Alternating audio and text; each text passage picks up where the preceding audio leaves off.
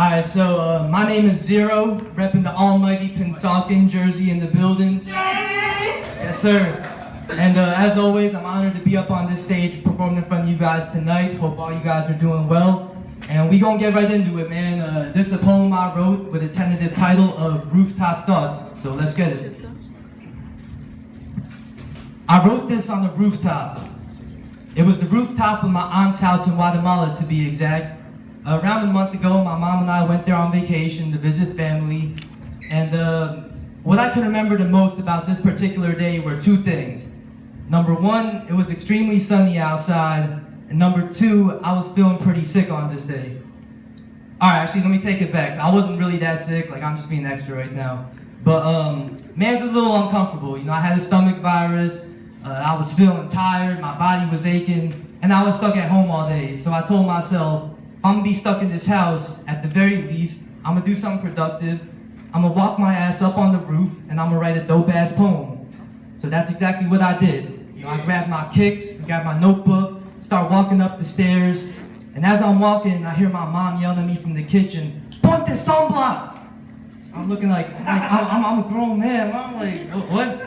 You guys know how moms are, especially Hispanic moms. You know, like if you don't listen to them, then you about to get 10 times sicker. The whole world about to collapse. Like, te vas a ponerte más enfermo. Yo no sé por qué no me estás escuchando. I'm like, Mom, I'm good. I'm like, I don't give a damn about some sunblock. You know, Mom's was doing her thing though. Shout out to her. But the thing was, I was focused. I was in the zone, and I was ready because I was about to write the greatest poem I've ever written in my life. So I go upstairs, catch the vibes, open up my notebook, and once I'm ready to write, first thought that goes through my mind was, yo, I really should have put on some sunblock. For real, because that sun was beaming, like, I'm like, dang, this is burning right now. But it's alright though, it ain't matter because I was locked in, I was focused, I was motivated, inspired, and ready because I really had this dope idea to write this super dope poem, no pun intended.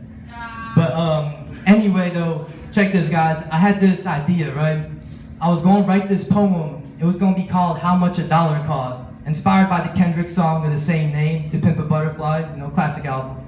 But in this poem, I pretty much was going to go all the way in about money and the power of the dollar and how it affects our environment, our society, the people around us. I was going to introduce different voices and characters and offer different perspectives. It was going to be a super dope poem. And I got real hype about that idea, like, oh man, I'm about to kill it with this one. It sounded real nice in my head. So then after that, right before I started writing, I got even more hype, so I thought about how it would be like performing this poem on stage. So I had a little vision, circa That's So Raven 2003, zoned right in. I was like, and I envisioned myself standing on stage at Voices in Power in front of a lovely audience with a lot of beautiful young women and a lot of homies in the building. I was going to come up on stage, I was going to kill my performance, and the final line was going to be something like this. Yo, so how much a dollar really costs? And I was going to pull $1 out of my pocket, drop it on stage, and walk off. And everyone was going to be like, you know, take a moment to process it, but once that moment hit, and everyone realized what just happened, they were going to stand up and give me that crazy ovation, and I was about to make a moment that was going to last forever in Voices in Power history. Like they were going to talk about like, yo, y'all remember when that boy Zero dropped $1 on stage? Yeah, bro, that was a powerful moment, man. You know, I was finally going to get featured on the Instagram page, get my own little 40-second clip. I was going to make the recap videos. And I know y'all know about the recap videos with the stock music playing, and it goes to my boy DJ Ant G spinning the record, my boy BZ in the front row hitting the shimmy dance move while Lewis hyping up the crowd.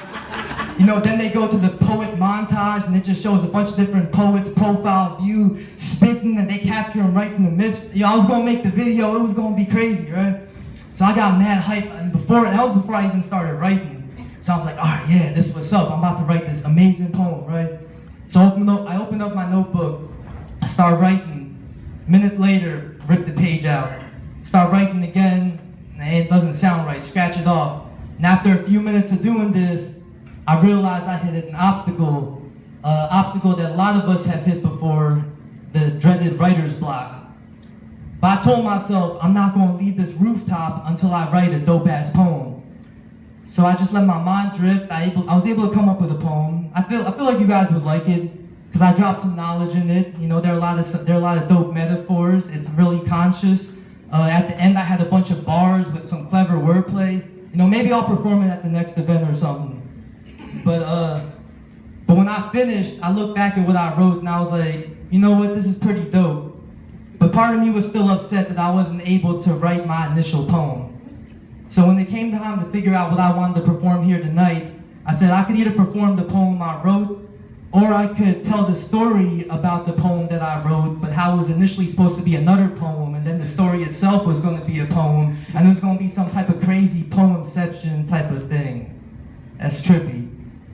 But anyway, I guess the moral of the story or the message I'm trying to convey is this.